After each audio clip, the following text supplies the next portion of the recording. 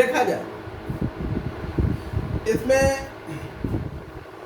Question number जो है शुरुआत के सब फिजिक्स के लग रहे हैं।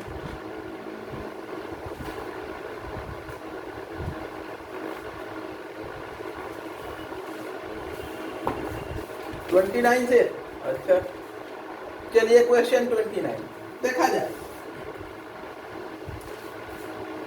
Question 29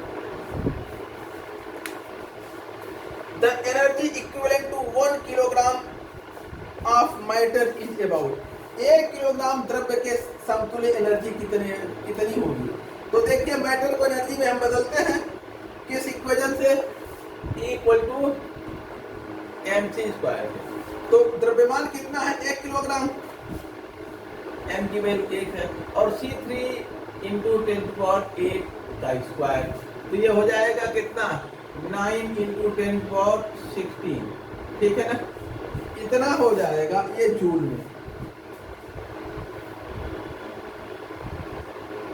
joule.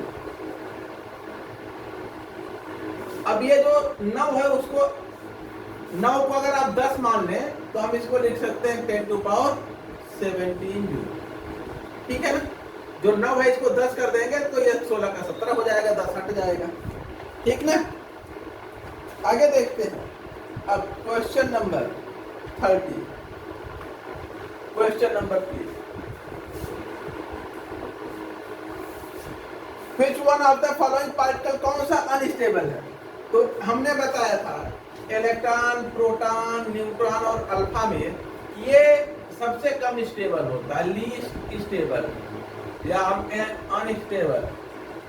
इसकी स्टेबिलिटी सबसे कम, किसकी सबसे ज्यादा है तो हमने कहा ये तो नहीं बता सकते हम, लेकिन सबसे कम किसकी है ये हमने बताया था। ये जो है न्यूट्रॉन, प्रोटॉन और इलेक्ट्रॉन में टूटता रहता है अपने आप, इसलिए इसकी स्टेबिलिटी सबसे कम होती है, ठीक है ना। अगला देखा जाए, नेक्स्ट जो है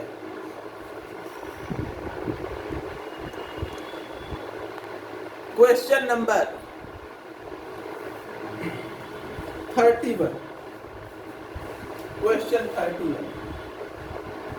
31 देखिए which of the following is amphoteric. Aluminium का ऑक्साइड, अच्छा इसमें एल्युमिनियम नहीं दिया है, ध्यान देंगे एल्युमिनियम का ऑक्साइड एम्फोटेरिक होता है, जिंक का होता है, तो इसलिए जो है एल्युमिनियम नहीं दिया। मेरे दिमाग में एल्युमिनियम चढ़ा है, एल्युमिनियम पूछा भी गया है, ये एम्फोटेरिक है, ठीक है, एम्फोटेरिक होते हैं। आगे जो है अगला क्वेश्चन 32 है। बीच में कोई छूटता हो तो बोल दीजिएगा अगर कोई छूट रहा हो। तो क्वेश्चन 32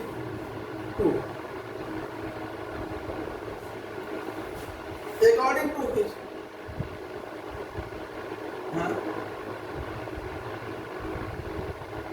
हाँ जी ठीक है, ये एसिड बेस दोनों से रिएक्शन करता है, जिंक क्लोराइड और सोडियम जिंक के दोनों बनाता है। बाकी तो लिथियम तो प्रचंड बेसिक है, सल्फर के ऑक्साइड एसिडिक होते हैं, इसी में एम्फोटेरिक नेचर होता है। आगे देखा जाए CO दिया है एंड CO2, इसमें पूछा गया है ये किस नियम का पालन करते हैं। तो लॉ ऑफ मल्टीपल प्रोपोर्शन। इसके यहाँ एक कार्बन से एक ऑक्सीजन जुड़ा है, यहाँ एक कार्बन से 2 ऑक्सीजन, यानी कि यहाँ 12 से 12, इसका मास 12 है तो 12 से कितना जुड़ा है 16, और यहाँ 12 से कितना जुड़ा है 32, यहाँ पे 16 गुणे 2, ठीक है ना, 16 के मल्टीपल, यहाँ 16 यहाँ 32 कार्बोनेट में 48 इस तरह से जुड़ता है। तो लॉ ऑफ मल्टीपल प्रोपोर्शन, ठीक है ना, लॉ ऑफ मल्टीपल प्रोपोर्शन।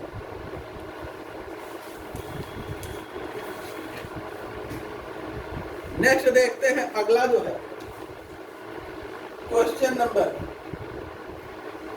अच्छा इधर फिजिक्स आ गया, क्वेश्चन नंबर 34 देखिए।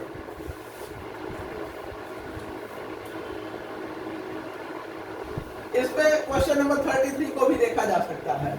किस टेम्परेचर पर किसी गैस का वॉल्यूम जो है, गैसियस वॉल्यूम 0 हो जाता है, तो गैसियस जो वॉल्यूम है वो तो 0 हो जाएगा, लेकिन जो लिक्विड या सॉलिड स्टेट में वो बचा रहेगा उसका टोटल वॉल्यूम 0 कभी नहीं होगा। तो निम्न के ताप पर किसी गैस का आयतन शून्य हो जाएगा। गैसीय अवस्था का आयतन, गैसीय फेज का वॉल्यूम 0 हो जाएगा, लेकिन उस ध्यान देंगे अगर हम 0 केल्विन तक चले, एट 0 केल्विन, ठीक है, वॉल्यूम ऑफ गैसीय फेज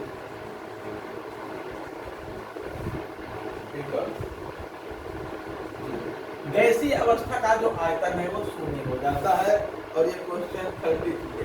लेकिन कहिए द्रव्य का आयतन शून्य हो जाए, द्रव्य का आयतन कभी शून्य नहीं होता है, ठीक है ना। आगे question 34 which of the following oxide is Sp।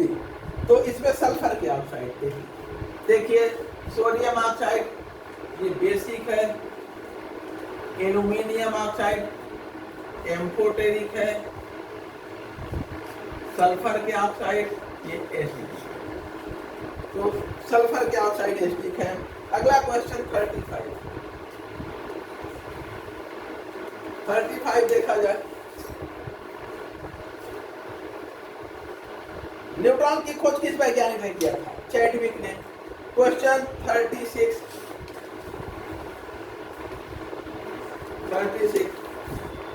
How many magnetic quantum number are there for L = 2। L = 2 के लिए मैग्नेटिक क्वांटम संख्याओं की संख्या कितनी है?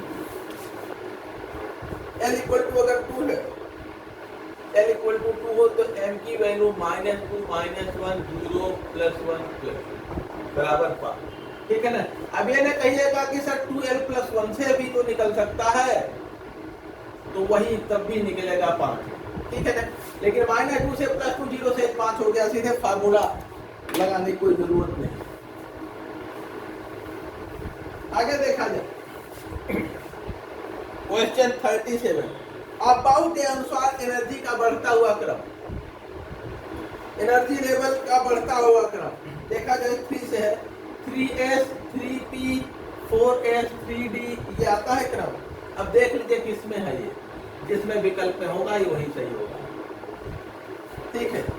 3s 3p 4s 3d 4d 4p फिर इस तरह से आता है।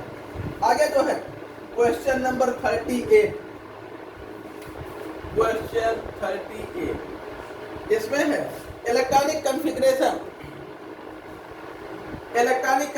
Of nitrogen atom is. Nitrogen का इलेक्ट्रॉनिक कॉन्फ़िगरेशन बताने की जरूरत नहीं है, सुसाइड करने की जरूरत है अगर किसी को नहीं आएगा तो। Question 39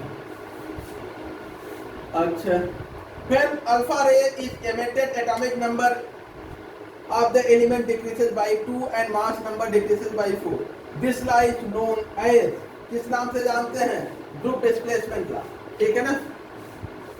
सॉडी-फजान Russell's group displacement law, Soddy Fajans Russell's group displacement law.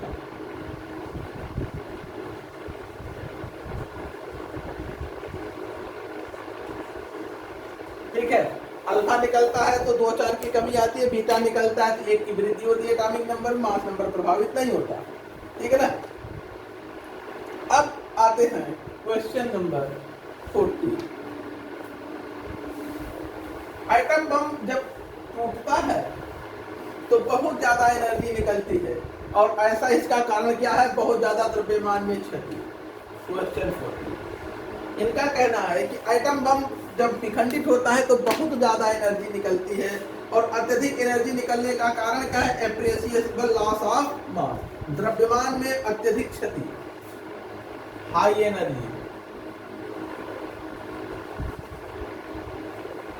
Due to उच्च द्रव्यमान,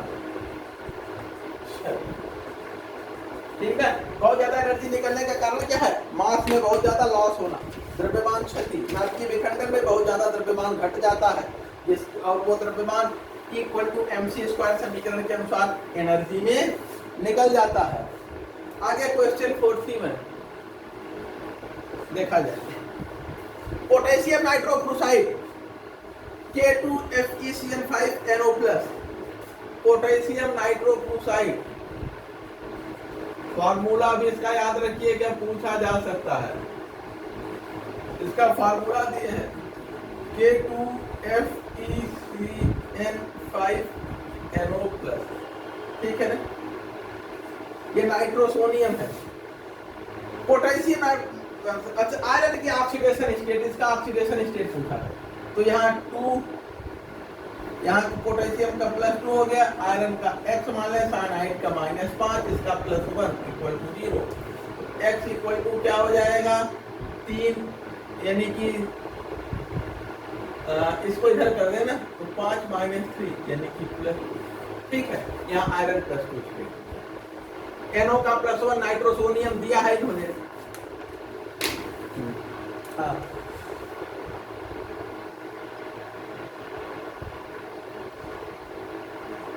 अब NO दे रखा है, कभी कभी गड़बड़ी कर जाते हैं, नहीं देते।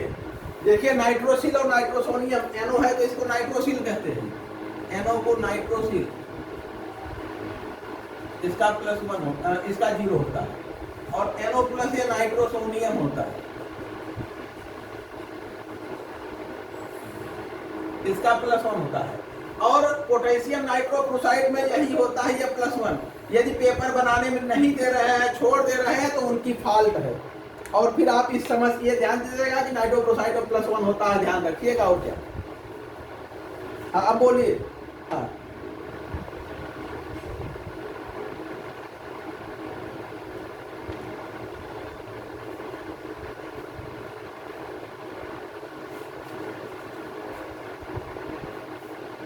कॉम्प्लेक्स पॉजिटिव में है, कॉम्प्लेक्स नहीं, कॉम्प्लेक्स तो नेगेटिव यहाँ पे भी है, कॉम्प्लेक्स नेगेटिव तो है ही है।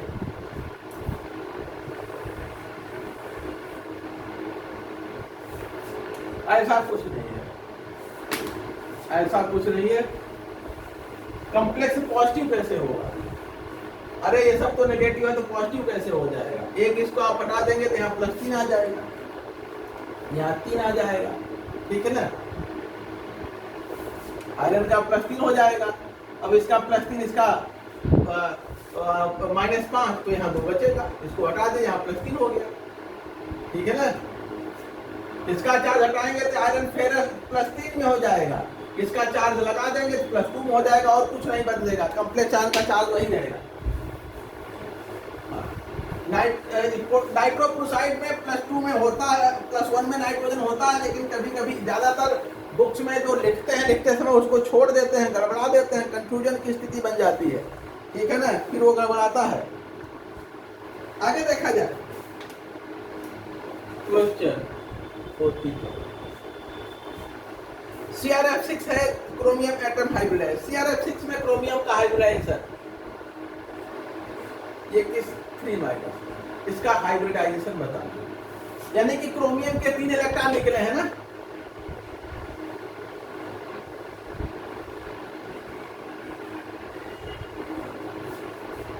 ठीक है, ये 3D4S, और इसमें इसका इलेक्ट्रॉनिक कॉन्फ़िगरेशन ये होता है, ये 3 इलेक्ट्रॉन निकले हैं, यहाँ 3 माइनस चार्ज है, यानी इस पे 3 प्लस चार्ज है। 3 इलेक्ट्रॉन निकले हैं तो 3 इलेक्ट्रॉन निकाल दीजिए, ठीक ना। अब इसका हाइब्रिडाइजेशन क्या हो जाएगा, D2sp3, ठीक है ना, D2 ही तो होना चाहिए, D2sp3 खाली है, 3 निकले हैं तो है?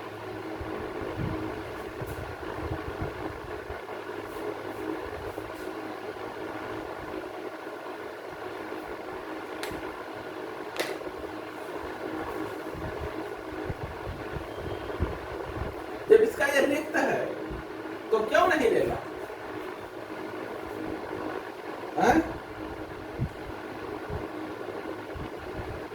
हाँ, तो जब इसका 3 खाली है तो अंदर का D क्यों नहीं होगा?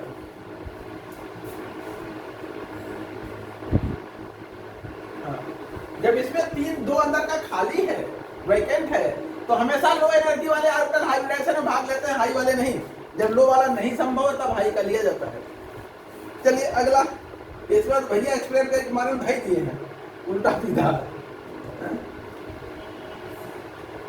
इलेक्ट्रॉन को युग्मित करने में असमर्थ है। अरे युग्मित करने की जरूरत कौन सी है, कहे आप युग्मित कर रहे हैं तो निकले हैं वैसे। चलिए व्याख्या क्या कही भैया हमारे सब एकदम सही कर दिए। चलिए आगे देखते हैं क्वेश्चन 14।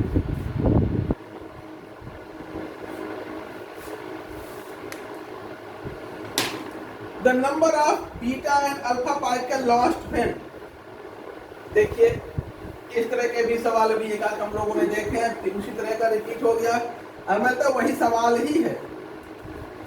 क्वेश्चन 43 देखिए, यूरेनियम 290 238 और 92 से क्या बना लेड 82 206। अल्फा कितने निकले हैं और बीटा कितने निकले हैं ये बताइए, ठीक है ना। अल्फा 6 थे और बीटा अल्फा 7 और बीटा अल्फा 7 थे और बीटा 4 थे, क्या बीटा 8 थे, निकाल लीजिए भूल गया। तो यहां पर देखा जाए इससे हो जाएगा 2 और यहाँ 3 32 डिवाइडेड बाई 4 तो 8 अल्फा हो गया, ठीक है ना। अब इसमें से 16 घटा दीजिए तो कितना आ जाएगा 12 से 6 और उसके बाद जो है 8 7 76 हो गया ना। अब इसको फिर आप 82 बदलिए तो 6 जोड़ेंगे तो यहां से माइनस 16 किए हैं और प्लस 6 तो बीटा कितने हो गए 8 अल्फा 6, ठीक है 8 अल्फा 6 बीटा। अब आगे आते हैं नेक्स्ट जो है which is a measure of stability of a nucleus।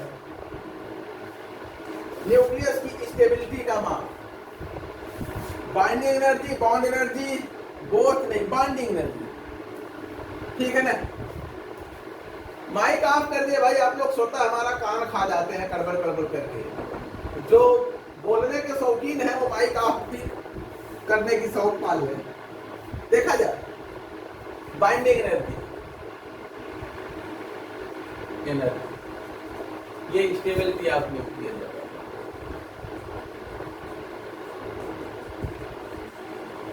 Nucleus की स्टेबिलिटी बताता है। बाइंडिंग एनर्जी पर न्यूक्लियन से हम दो न्यूक्लियस की स्टेबिलिटी को कंपेयर करते हैं।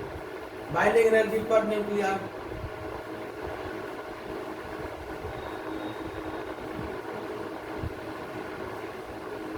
इसे हम कंपेयर करते हैं स्टेबिलिटी ऑफ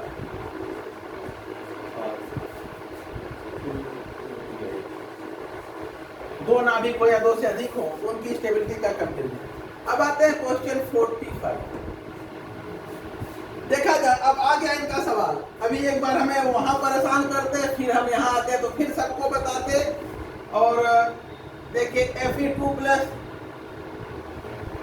Mn प्लस और Cr ये 3 है और इनका कहना है कि इन सभी में 24 इलेक्ट्रॉन है। कितने इलेक्ट्रॉन है 24 इलेक्ट्रॉन 24 इलेक्ट्रॉन सभी में। अब आगे इनका कहना है कि यदि जो है हुंड के नियम का पालन न करें। हुंड का नियम क्या कहता है, पहले एक इलेक्ट्रॉन भरते हैं उसके बाद फिर युग्मन शुरू होता है। पहले एक इलेक्ट्रॉन भरते हैं फिर युग्मन शुरू होता है। तो इसमें देखिए 3D बाहर वाला सबका लेते हैं बाकी छोड़ देते हैं, सब में पेयर है। अंदर सब पेयर होगा तो उससे मतलब नहीं, जहां अनपेयर होने की संभावना वही देते हैं। और 4s4 तो अब बाहर क्रोमियम के बराबर है, ये क्रोमियम का है तो इसके बराबर के बाहर कितने इलेक्ट्रॉन होंगे 6 इलेक्ट्रॉन, यहाँ 5 और यहाँ 1। तो अब देखा जाए पहले ये 1 भरेता है 4s फिर 3d 1 यहाँ भर गया। अब इनमें इनका कहना है कि ये हुंड के नियम का पालन नहीं कर रहे, ठीक है ना। यानी कि पहले एक भरे फिर युग्मन, ऐसा नहीं है। ये जो है सब में भरते चले जा रहे हैं। वही स्थिति यहाँ पे भी है।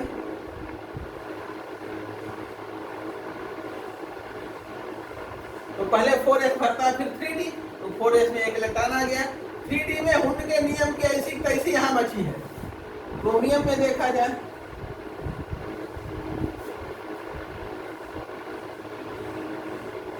इसमें देखिए यहाँ पे अभी हुंड के नियम का पालन नहीं होना है, इसमें एक इलेक्ट्रॉन जाएगा और बाकी सब किसमें आएंगे। तो अच्छा यहाँ पे एक मिस्टेक हो रहा है, एक मिस्टेक देखिए, यहाँ पर 2 प्लस चार्ज है ना, तो ये इलेक्ट्रॉन निकले होंगे, ये इलेक्ट्रॉन निकले होंगे, ठीक ना, क्योंकि जब हम इसको आयन में बदलते हैं तो बाहर के ही इलेक्ट्रॉन निकलते हैं, बाहर के ही इलेक्ट्रॉन पहले यहाँ के निकलते हैं, फिर यहाँ से निकलते हैं, ठीक है। और क्रोमियम में कोई इलेक्ट्रॉन नहीं है तो यहाँ इलेक्ट्रॉन बचा रहेगा, क्लियर है ना। क्रोमियम का कोई इलेक्ट्रॉन नहीं है तो किसमें, हाँ एक निकलेगा, हाँ एक निकलेगा, लेकिन बचे तो 24 ही है ना, इनका कहना है बचे 24 हैं। आयरन का 25 होता है तो एक निकल गया यहाँ से, बाकी बचे हैं। और इसमें जो है यहाँ 6 होता है, यहाँ 2 होता है, यहाँ का दोनों निकल गया है, ठीक ना, नहीं समझ पाए। आयरन का जब दोनों निकालेंगे तो 4s से निकलेगा, मैंगनीज का जब एक निकालेंगे तो 4s से निकलेगा, क्रोमियम का कोई नहीं निकला है, 4s में एक इलेक्ट्रॉन बचा है, समझ पाए कि नहीं ये बताइए। इसमें आयरन में कितने यहाँ पे बचते हैं, 6, आयरन के 3D में 6 होते हैं, एक निकला है तो यहाँ अब यहाँ 5 बचे हैं आयरन के 3D में, अच्छा 6 बचते हैं, 6। और क्रोमियम के जो है मैंगनीज में यहाँ 6 बचे हैं, और क्रोमियम में जो है यहाँ 1 होता है, यहाँ 5 होते हैं,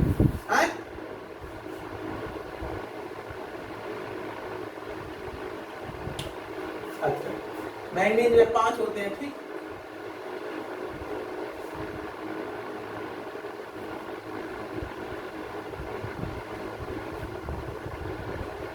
ठीक है,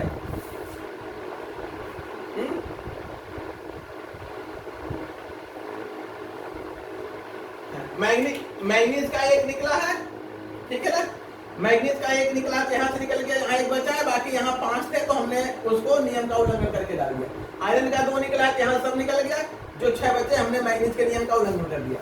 क्रोमियम का एक भी नहीं निकला है, यहाँ एक बचा है, और यहाँ हमने, तो इसमें देखिए इनमें 2 इलेक्ट्रॉन है, 2 इलेक्ट्रॉन अनपेयर, और इसमें अनपेयर इलेक्ट्रॉन क्या है, 0 है। इनका मैग्नेटिक मोमेंट एक समान होगा और इसका दोनों से कम होगा, ठीक है ना।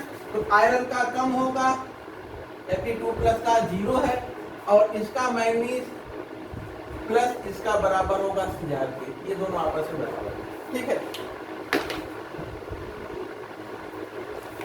चले अब उत्तर की गारंटी मेरी नहीं है, उत्तर की गारंटी मेरी नहीं है, उत्तर हमने नहीं बनाया है, सवाल हमने सॉल्व किया है, ठीक है ना। इसमें कैसे बना दिए हैं, सॉल्यूशनों कैसे दे दिए हैं, ये इसकी व्याख्या कैसे गलत कर दिए हैं।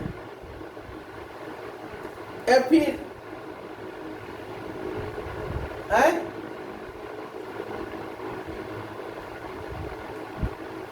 इसमें और इसमें अयुग्मित इलेक्ट्रॉनों की संख्या समान है, इसमें नहीं। देखिए एक बार फिर से बता देते हैं, इसको फिर से बता देते हैं, एक बार देख लीजिए बड़े कायदे से, ठीक है ना, ध्यान से देखिएगा और फिर दोबारा, ताकि कंफ्यूजन ना हो। इसमें 26 इलेक्ट्रॉन होते हैं, ठीक ना, आयरन में, और अगर इलेक्ट्रॉनिक कॉन्फ़िगरेशन आप लिखेंगे, इसकी कोई जरूरत नहीं है, तो ये 3D में कितना होता है, इसमें 2 होता है, ठीक है, और 3D में कितना होता है, 6 होता है, यही होता है ना आयरन का इलेक्ट्रॉनिक कॉन्फ़िगरेशन, ठीक है। और यहाँ कितना है होगा, एटॉमिक नंबर 26। इनका कहना है कि इसमें 2 प्लस चार्ज है और इलेक्ट्रॉन इसके 24 ही है, यही कहा गया है ना। तो इलेक्ट्रॉन कहाँ से निकलेगा, दोनों यहाँ से निकल गया, ये खाली हो गया, और यहाँ हुंड के नियम का पालन नहीं हो रहा है, यहाँ हुंड के नियम का पालन नहीं हो रहा, हमने हुंड के नियम के अनुसार भरा है। तो हुंड का नियम कहता है पहले एक इलेक्ट्रॉन भरेंगे फिर युग्मन होगा, तो हुंड के नियम को तोड़ दीजिए, 2 इलेक्ट्रॉन भरते चलिए, क्लियर ना। हमने यहाँ का इलेक्ट्रॉन निकाल के यहाँ भर दिया, हुंड के नियम का उल्लंघन, तो कितने अनपेयर्ड इलेक्ट्रॉन है, यू। अब देखिए मैंगनीज पे आ जाइए। मैंगनीज का एटॉमिक नंबर कितना होता है? 25, 25। और इसमें इलेक्ट्रॉन आप भरेंगे तो 3D में 5 होता है और 4s में 2 होता है। ठीक है ना? 1 2 3 4 5 6 7। क्लियर है? अब क्या करिए, एक इलेक्ट्रॉन यहां से निकाल दीजिए, 25 को कर दीजिए 24। तो कहां से इलेक्ट्रॉन निकलेगा? जो बाहरी कोश होता है वहीं से इलेक्ट्रॉन निकलता है, यहां से अंदर वाले से नहीं निकलता। क्लियर है? एक घट गया। अब यहाँ हुंड के नियम के ऐसी कैसी बजा दीजिए। एक इलेक्ट्रॉन निकाल के यहाँ पेयर कर दिया, ये निकाला यहाँ पेयर कर दिया, अब बचा एक ये अनपेयर्ड और एक यहाँ। क्लियर है? क्रोमियम में कुछ हुआ ही नहीं है, कोई इलेक्ट्रॉन निकले ही नहीं है, न कोई चार्ज है। क्रोमियम 24। और यहाँ पर देखिए इसके 3D में 5 होता है और 4s में 1 होता है। यही होता है। अब हुंड के नियम का उल्लंघन कर दे रहे हैं, यानी इन्हीं को हमें पेयर अप कर देना है। ठीक, तो देख लीजिए इसमें अनपेयर्ड इलेक्ट्रॉन किसमें है, कितने हैं? 1। इसमें अनपेयर्ड इलेक्ट्रॉन कितने हैं? 2। हम इसको यहां से यहां भर दे तो अफबाउ के नियम का उल्लंघन होता है, हुंड का नहीं। हुंड का नियम किसी एक कोश के सभी कक्षकों पर लागू होता है। 2 हो गया ना? है? इसमें अंदर कर दे तो आप अफबाउ के नियम का उल्लंघन करेंगे। प्रश्न को पहले पढ़िए, उसमें कहा है केवल हुंड के नियम का उल्लंघन है, अफबाउ का नहीं। तो अपने मन से काहे कर देंगे? तो इसे कुछ भी कर दीजिए। अगर बेसहुरी करना है तो कुछ भी कर दीजिए। फिर उसमें किसके नियम का उल्लंघन कहा है? प्रश्न पढ़िए, किसके नियम का उल्लंघन कहा है? हुंड के। हुंड का नियम किसी उपकोष के विभिन्न कक्षकों में इलेक्ट्रॉनों के भरने की बात करता है, विभिन्न उपकोषों में नहीं। ठीक है ना? हुंड के नियम का उल्लंघन है, ये किसी उपकोष के विभिन्न कक्षकों में पहले एक एक इलेक्ट्रॉन फ्री युग्मन हमने शुरुआत से युग्मन कर दिया। उपकोष नहीं बदलेंगे, वो अफबाउ के नियम का उल्लंघन होगा। नहीं समझ पाए?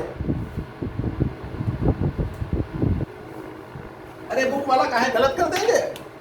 बुक वाला आंसर लाने के लिए गलत कर देंगे। तो आपको देखिए इसका तो 0 होगा, इन दोनों का बराबर होगा। बुक वाले आंसर के हम ठेकेदार थोड़ी हैं, इसका कम होगा, 0 तो कहीं दिया नहीं है। और इनका जो है हम जो नियम कानून है उसके जिम्मेदार है, बुक वाले का जिम्मेदार हम नहीं है। ठीक भैया?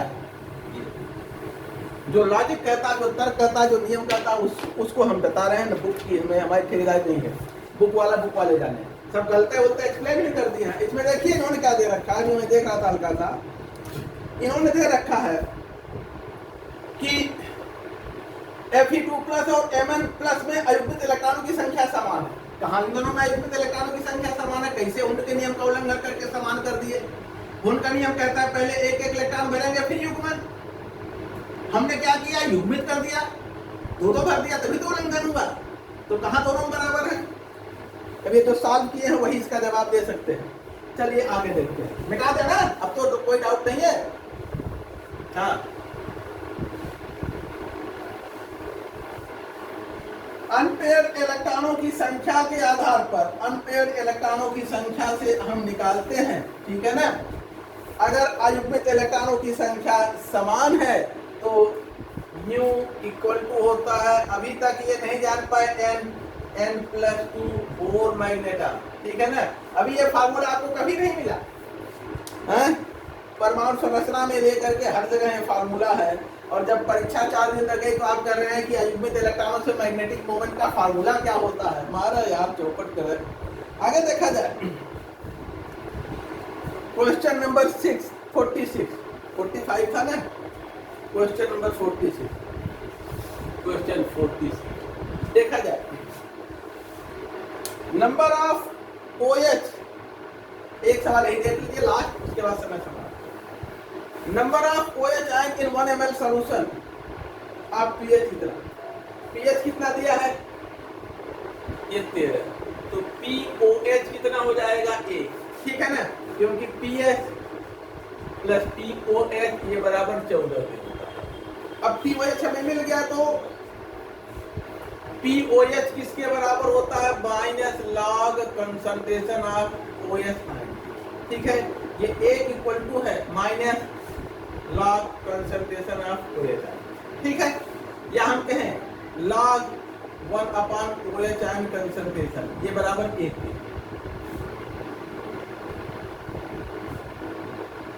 या हम कर लें लॉग OH आयन कंसंट्रेशन, ये बराबर -1। OH आयन कंसंट्रेशन क्या हो जाएगा? 10 टू पावर -1। 10 टू पावर -1 कितना होता है?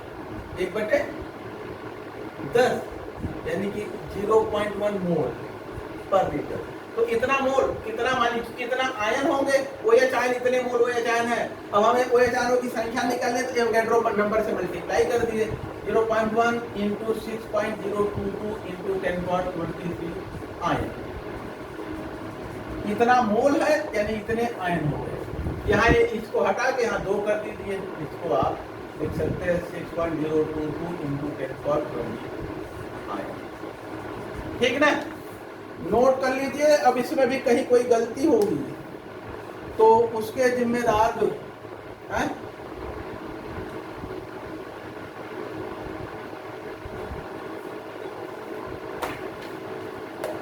मोल प्रति लीटर आ गया। अच्छा, आयनों की संख्या 1 ml में पूछा गया है क्या? आयनों की संख्या मिलीलीटर में पूछा गया है। नंबर अच्छा 1 ml में पूछा गया है। ठीक है, हम लोग लीटर में निकाल दिए हैं, पर लीटर। ठीक है, ये लीटर में हमने निकाला है, पर लीटर है।